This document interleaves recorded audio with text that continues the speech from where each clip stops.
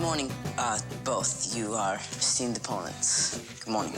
He has to fight with the fact that he can't speak in public. You should try to do an accent. What?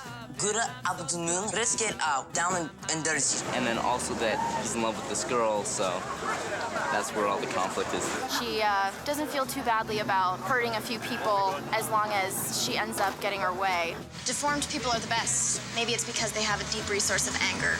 Hal is a character who's the master of nothing in his world, and he's trying to kind of figure out what all the answers are to life and love. Are you her little brother?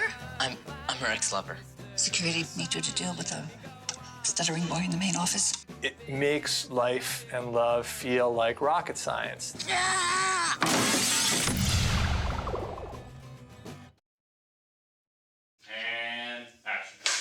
Rocket Science is the story of this kid, Hal Hefner, who, because of his stuttering, really doesn't have a voice in the world. He meets a girl, and this girl is pretty great, and Ginny invites him to join up with the public speaking team. So now here I am 2 years later doing the same thing with you.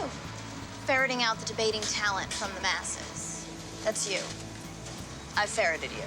My character, Hal Hefner, falls in love with this girl who's on the debate squad, and he has this bad stuttering problem, and she wants to recruit him onto the team. Public speaking? It's like speaking in public? She's sort of a jilted girl, so she has an especially hard agenda.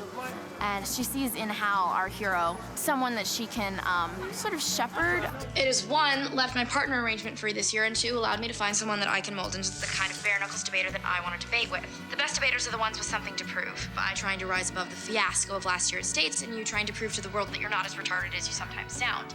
While it's true that I stuttered and I joined up with the public speaking team, and it's true that the Jersey suburbs are where I came of age, the rest of the story is largely fiction. The main kid in it, Hal, is not at all like I was at that age. He's really shy and sort of lost. I was bossy even at that age. I was ready to become a director. Hal is just this sad, little boy, kind of like a ghost of a child floating through life, through school and through his family, and he kind of tries to keep to himself most of the time, and then he finds this debate thing, and he's trying to come out of his shell and find his voice. Resolve that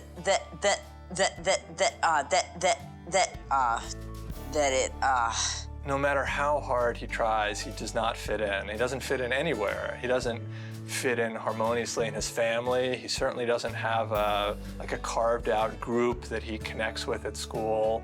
And I think everybody goes through that phase. For Hal, it's exaggerated, his kind of being a misfit because of his stuttering. But I think that everyone can connect to that sense of feeling like you don't really have a place in high school, especially. Reese Thompson's agent had sent in a tape of him, and we pretty much knew immediately that he was right for it. So we flew him out to Baltimore to audition in person, and he was terrific.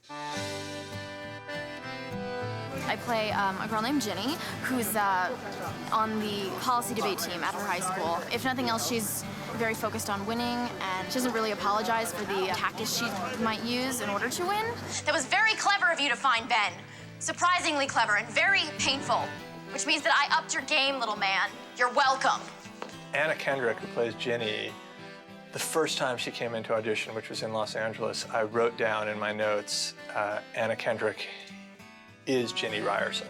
She was just about the only person who came in to read who could actually handle the dialogue. Ginny talks so fast, I mean, she just sort of blazes through it, but the person saying those lines needs to understand what she's saying, even though she's going, a million miles an hour.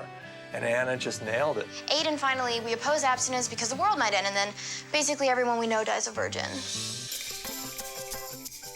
I was in the film Rocket Science playing the role of Earl Hefner. I am the older brother of Hal Hefner, our hero. When I initially got in the script, he had these just great descriptions of the character, that he's obsessive-compulsive, he's a kleptomaniac. Don't ever touch the stuff I steal. I mean it. I steal it, it's mine.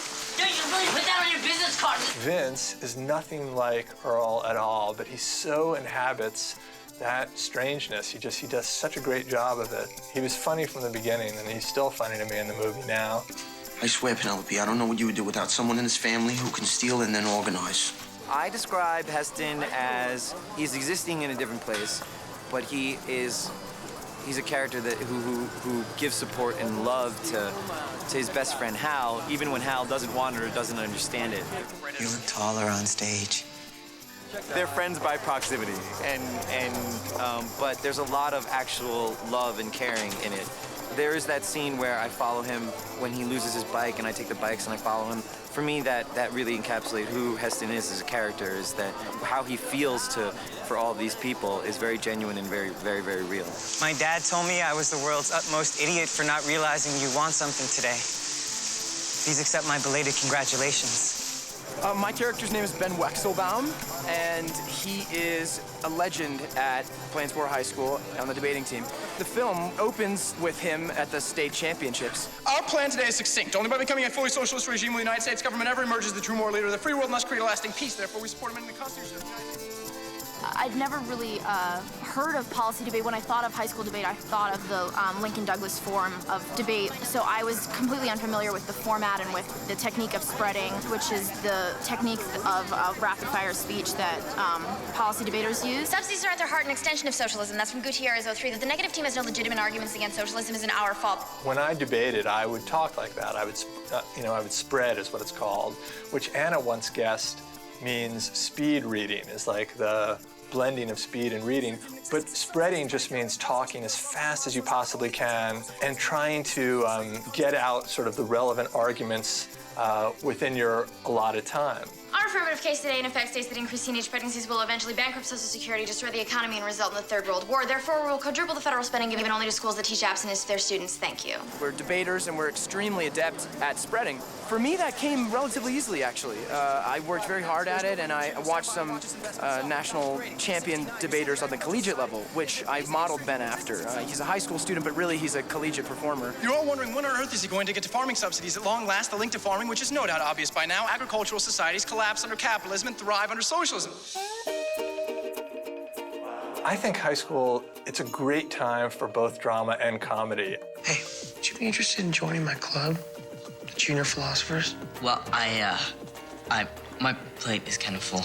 The other thing about high school for me is that there are only a handful of films out there that try to treat it in seriousness. I think so often movies that are set in high school, they're done with this sense of having forgotten what it was really like, and they rely more upon the movie cliches of high school, that there are jocks and cheerleaders and nerds, and high school is actually a much more complicated thing than that, and the social structures are more complicated than most films want to show. Everyone wants to say that like high school is this romanticized thing, but no, this is it's mean, it's funny, it's a little bit gross sometimes, and that's what high school is. Slice of pizza, sloppy joes, and I don't want to debate about it. I'll have We're out of pizza. Sloppy joes are all that's left, but they're not that terrible if you've never had really good ones before. I think a lot of high school movies, there's always this big perfect kiss and, the moment where, the hero gets the girl in the end and, it all works out really beautifully. And it was just the sheer awkward, uncomfortable, just tone of it that I thought made it really original and fun. Well, I should get back and finish the round, so...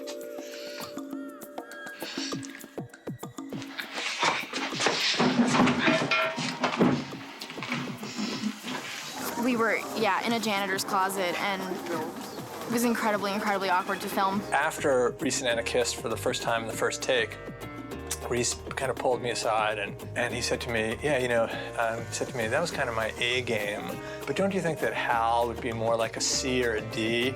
And then I overheard him say to Anna, that was like my C game. So I just want you to know that, the actual way I kiss is much better than that.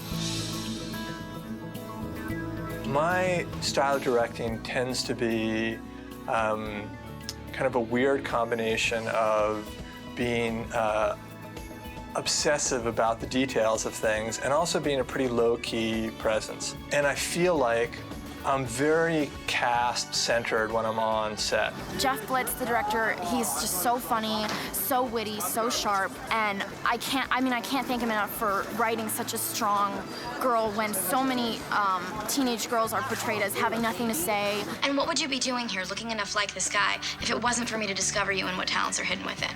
Your creative juices are flowing when you're directing in a way unlike any other experience. The actual experience of writing is not as much fun. You know, it takes a long time and it's a solitary experience for the most part.